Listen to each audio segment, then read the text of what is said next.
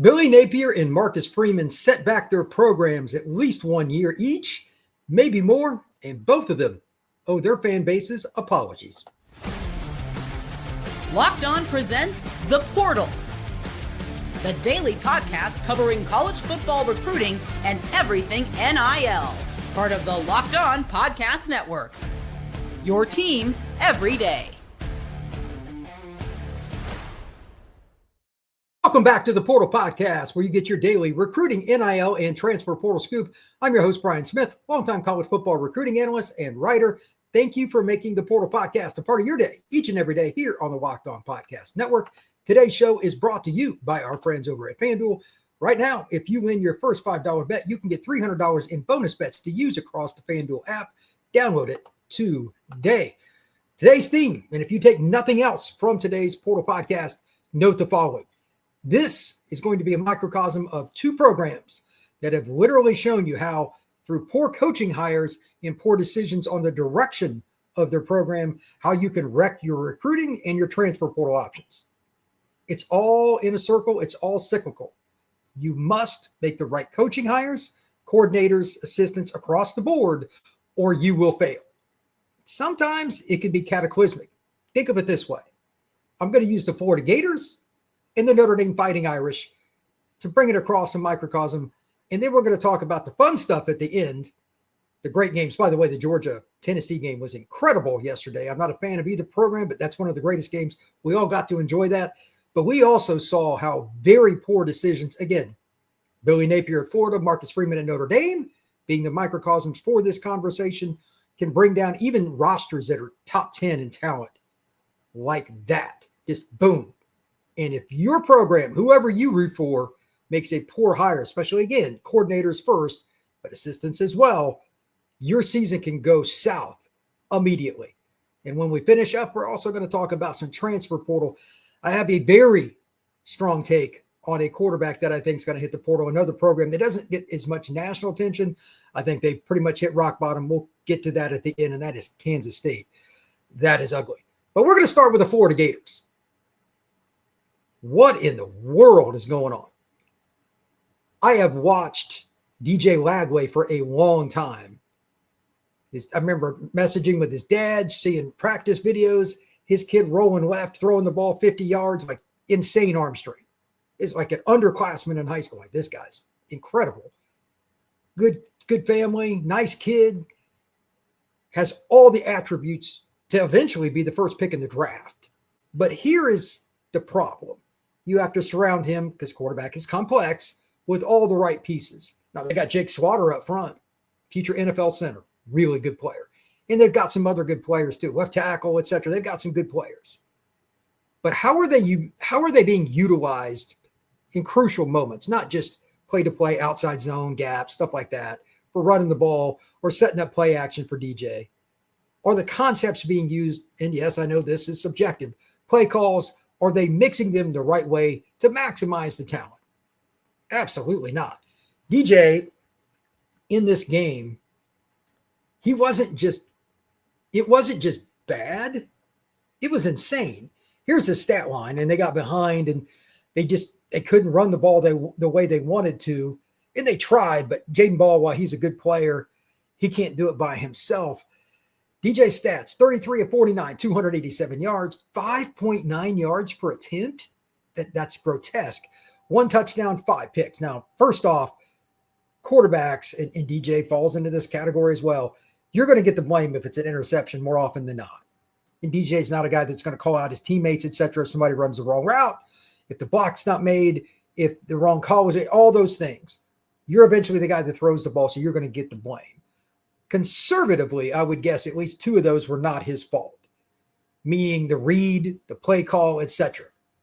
I digress. Now, he deserves some of it because he still released it. Maybe he should have thrown a few away. I'll let somebody else do the film breakdowns. But messing up DJ Lagway sets your program back and recruiting back, because if you're messing him up, like the things that I said about him, they're pretty obvious how talented he is.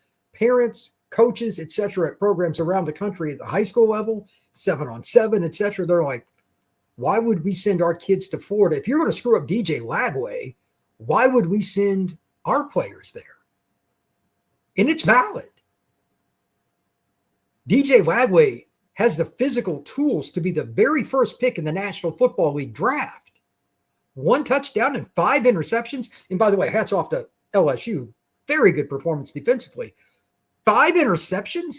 You have coached not only DJ improperly, but the roster is not being utilized right. And again, I know this is very subjective, but it's blatant. The play calling is awful. They don't mix and match the way they should. If I had all 22 film that I would be allowed to show, I would. I'm not supposed to do that on this network, but whatever. They don't mix and match the way they should to get DJ in the most prosperous situations or the run game. I love Jaden Ball. Jake Slaughter, again, is going to play in the NFL. He's your starting center. That's a great spot to have an NFL player. They have screwed that up so badly that the Florida Gators scored 10 points. 10. On that offense, conservatively, they'll have 5 or 6 guys playing the NFL. From the receivers, tight ends, quarterbacks, offensive linemen, running backs, like they'll have 5 or 6 guys play. A few of them are kind of young, but still, like, they had 10 points. I mean, they didn't even score in the second half. Atrocious. So let me break it down like this before I go any further. And then after the break, we'll get into Notre Dame. It's other side of the ball, but still the point is the same. Coaching decisions, again, if you take nothing else from it, you can run your recruiting and your transfer portal situation by off-season poor decisions. You take nothing else, that's what it is, because everybody's watching. When it's this bad, it's blatant. Parents, 7-on-7 coaches, etc. Why would you send your kid to Florida? Why? Right now, Florida, just for their 26 class, if you want to look at it, it's the 14th class. They've got 19 kids committed. This is per 24/7, just to use a barometer, and they do a very good job. How many of those kids are going to stick with Florida if they kept Billy? And of course, if they fire him, that's a potential fire. So Florida's administration is now in a no-win situation. Every direction they go will be bad. There is not an out. Your program will take another step back next year, even with DJ Lagway, because you're going to lose players. The portal's coming. Some of these guys, some of these parents, they're not going to say it publicly necessarily, at least not now, maybe after the fact. They're going to ditch. Florida's roster is going to take a hit. It's coming. And for any Gator fan out there, and, I respect you for, root for your team and all that. You can't blame the young people, the parents, or the 7-on-7 coaches, the high school coach, anybody that's like, are you sure you really want to go there?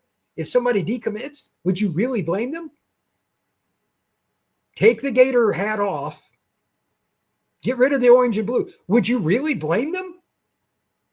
Trying to watch some of the Florida game is hard. And again, all credit to LSU in terms of applying pressure, playing better coverage, doing things to confuse they deserve credit. But Florida in the offseason made all the wrong decisions.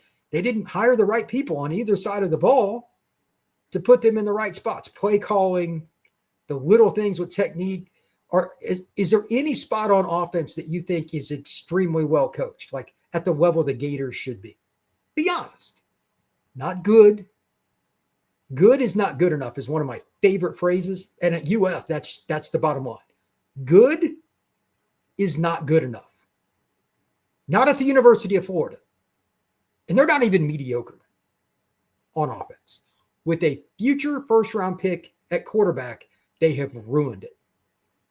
It's unbelievable how bad Billy Napier and his staff have done.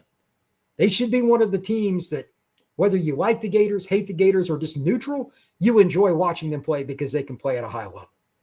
What we're witnessing week after week now goes even beyond what happened last year, because DJ's got a year of experience and they've got a lot of veteran players they can rely on in key moments, and all of that's still not working. Players deserve a little negativity too, but this is on Napier. his offseason, not hiring the right people, not putting the right plans in place, and they are failing their players, and it's going to hurt them in recruiting and the transfer portal. No doubt about it. When we come back, we're going to talk about the Notre Dame Fighting Irish. They might have as much, if not more, problems than the Florida Gators. Believe it. That is next here on the Portal Podcast.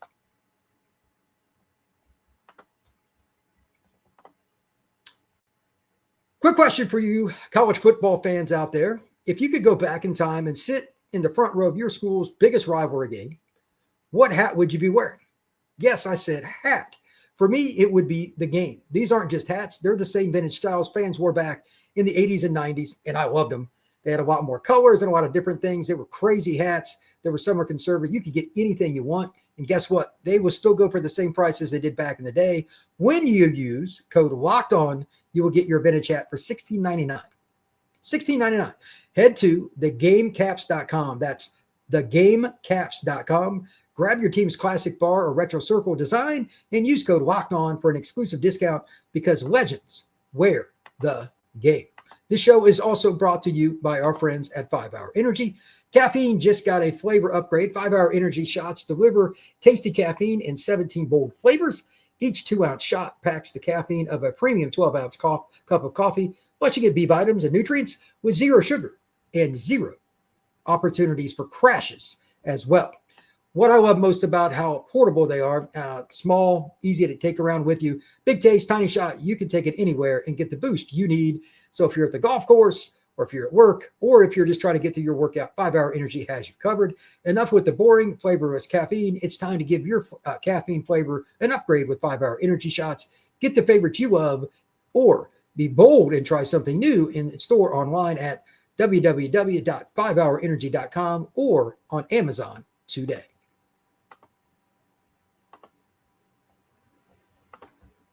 Thank you once again for making the Portal Podcast a part of your day, each and every day here on the Locked On Podcast Network. I am Brian Smith, longtime college football recruiting analyst, giving you my takes on the college football weekend and how it impacts recruiting, the transfer portal, and overall the key words in college football now. These two words are everything: roster management. The Florida Gators, as I just talked about, failed miserably. And for those of you that are Notre Dame fans, people like me that grew up watching the Irish and rooting for the Irish way back when I was a kid, it's pretty hard to watch what they had this past week. They were supposedly on the right track. We heard different things from practice. And then the performance they had. So I'm going to cut all these little sections up. I'm going to do several more teams. And for those of you just joining, if you're watching this on YouTube, just a clip of Notre Dame, note that I just hammered Billy Napier, and he deserved it. But you could make an argument, a legitimate one, that Marcus Freeman's at least close to as bad as Napier, and here's why. Marcus Freeman is a defensive coach and a very good one. That's not really debatable. He did a great job at Cincinnati, taking a bunch of 2- and 3-star guys and helping them get to the college football playoff. It's incredible. Give him all the credit in the world. But the thing that he did wrong that has absolutely put Notre Dame in a disastrous recruiting and transfer portal situation is the offseason. Same thing as with Napier. The coaching hires and how you use your talent, or don't, is the most important things you do beyond your actual roster itself. Accumulating talent is always number one. But you got to utilize it. Look at it this way. If you have a $100 bill, but you're only allowed to spend $50, is it really $100? No. That's just not how it works. You've got to be able to maximize what you have. So he hires Chris Ash, and that is an absolute disaster. I don't know if it was hubris from Freeman to think that he could take a guy that has coached at a lot of places, and Urban Meyer gave him publicly a stamp of approval. And I know Urban from back in the day when he coached at Notre Dame, he understands guys well, but something is wrong with Chris Ash is not a good coordinator. I'm not sure he's good at anything because Notre Dame was so embarrassingly bad in their secondary and just the back seven. No continuity. They look like a JV high school program, like a mid-level. No semblance of how to get together on basics, none. And Chris Ash is supposed to be a zone guy. Here are a few of the stats. These are just fact. If you want to take a top 10, there's no doubt Notre Dame has a top 10 roster talent-wise, especially on defense. Freakish. 0 sacks, 2 tackles for loss. And here's the one that is mind-blowing. Those are bad. This is a disaster. And this is how they had a house full of recruits. Elite recruiting list. To see that last night? Here's how bad it is. Average yards per completion. Now, Marcel Reed's gotten a lot better, but he doesn't throw the deep ball particularly well, and he's still not great at reading defenses. But if guys are wide open, this can happen, especially when you don't tackle well. That play to Mario Craver for the touchdown. Yards per completion. You want to take a guess? 21.2 from Marcel Reed. Again, he doesn't throw the deep ball well. He missed some opportunities. It should have been higher because he missed a couple of shots. He did. But Marcel Reed was still also 17 for 37 for 360 yards. So Freeman, an elite defensive coach by himself, like what he's done, gets a lot more talent. Obviously, it's a bigger stage. No offense to Cincinnati being at Notre Dame. But when he loses Al Golden, who they were complicit in what they were doing, and for a good thing, blitz, play man, this is who we are, we get beat. They go to the final game last year. Al goes back to the NFL, goes to the Bengals. That's what Al Golden wants to do. Congrats to him. You failed by hiring a guy that wants to play zone, more complex in terms of scheme in the back end, in terms of just coverage. Still blitz some, but take a bunch of man defensive backs and try to make them play zone. They looked like kindergartners trying to take the LSAT. Paralysis by analysis. That is how you ruin your roster. Because 2 things are going to happen. The recruits in the house, you're not getting those kids. And that is an elite list. For any program out there, for any fan of any program, if you bomb like that, just that embarrassing, you're going to lose kids. At least for Billy this weekend, they were at LSU. They weren't at home with recruits. I'll give them that. Notre Dame was at home against Texas A&M. And A&M's not very good either defensively. They're awful. But on defense, you hired a guy that wasn't ready. You didn't produce anything. You can't tackle at all. Coming off a team that was top 10. This is the most catastrophic hire of the college football season. Fail. F-. That is the bottom line. Napier, I still think is worse, and he's going to get the axe. Notre Dame was just in the college football final. Freeman's not going to get fired, obviously. But if he was like an average coach, had been coming off a 7-5 year, this is the kind of thing would have got him fired. You cannot miss on coordinators at major programs. Florida, Texas, Notre Dame, Ohio State, Penn State, etc. Now, to be clear, and some might make comments about this on the YouTube page, etc., and I will happily address it. Freeman, like every other coach, does 3 things at press conferences. When it comes to injuries, and when it comes to his players, etc., etc. He lies. All coaches do it. They don't want anybody to know anything about what's going on. Marcus is no different. But just as an example, injury report was garbage for Notre Dame. By the way, if you're betting on Notre Dame, don't go by the injury report. He's really bad about it, like most coaches.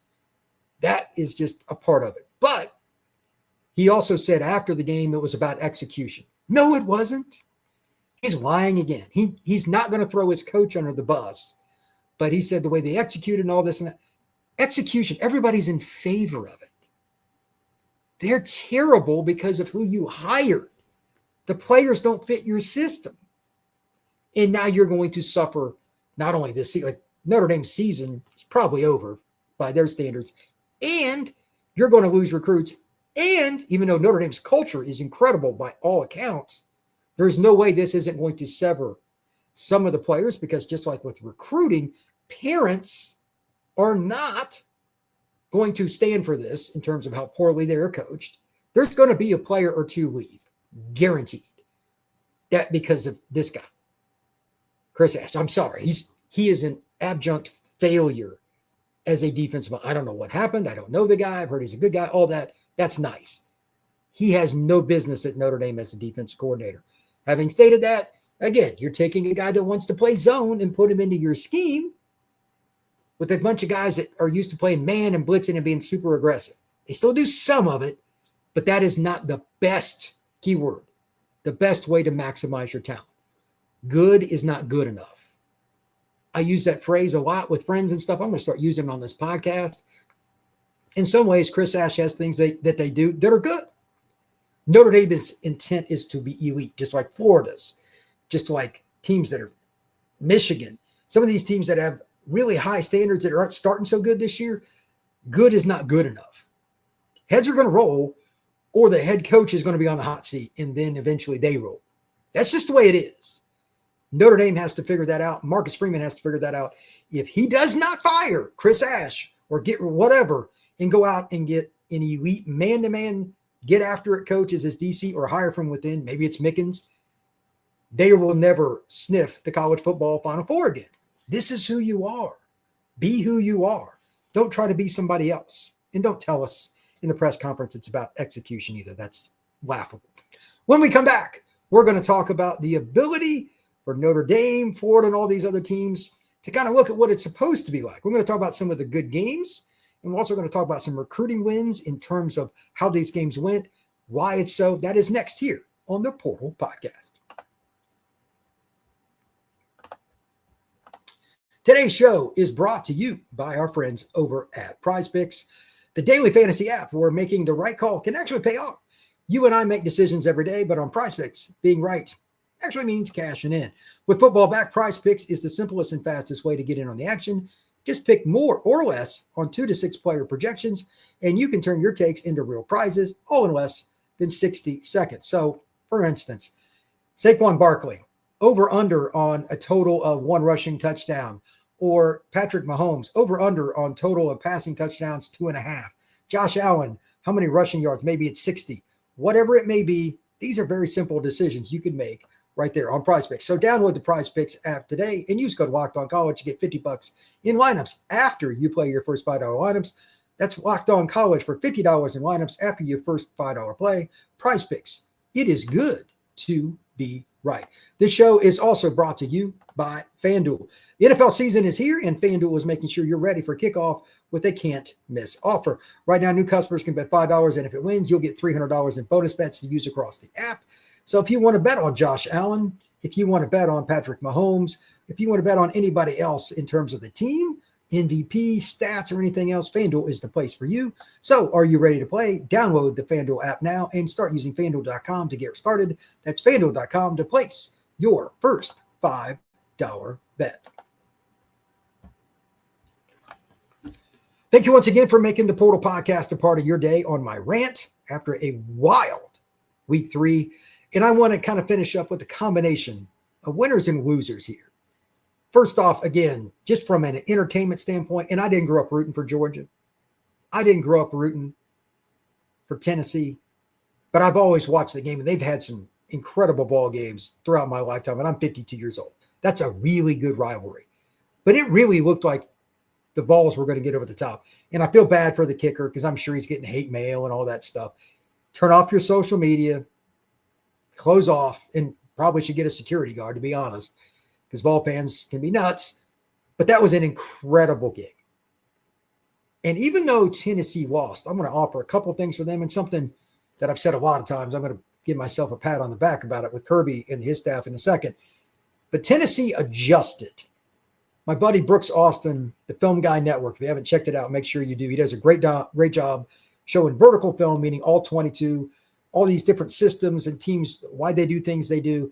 He brought up this week when I watched Tennessee versus Georgia, like the preview stuff. I was curious about it. And Brooks said they're adding a lot of stuff they didn't normally use in their pass game, run game to try to be more diverse this year. And I really didn't know what Joey Aguilar was going to be capable of. And I picked Georgia to win by 10 in an ugly, lower scoring game. Boy, did I miss that by a mile. Kind of like the Notre Dame A&M game. But they were diverse, and Joey was just on fire early. What was it he hit? Like 10, 12 passes in a row. I forget what the number was. It was incredible. Joey was on fire. And to be honest with you, let me see if I can find his progression chart here. It was just insane. Joey, oh my God. He hit his first 14 passes. Just for an entertainment standpoint. Any recruit at the Tennessee game, I know they lost. How would you not be excited? That fan base was awesome. If you're a Tennessee fan, look, Tennessee staff coached him up. They did a tremendous job. Absolutely tremendous job. You should be excited about the Vols moving forward. That program's headed in the right direction. No doubt about it. Tennessee football has a chance to be a perennial top 10 program with Josh Heupel there.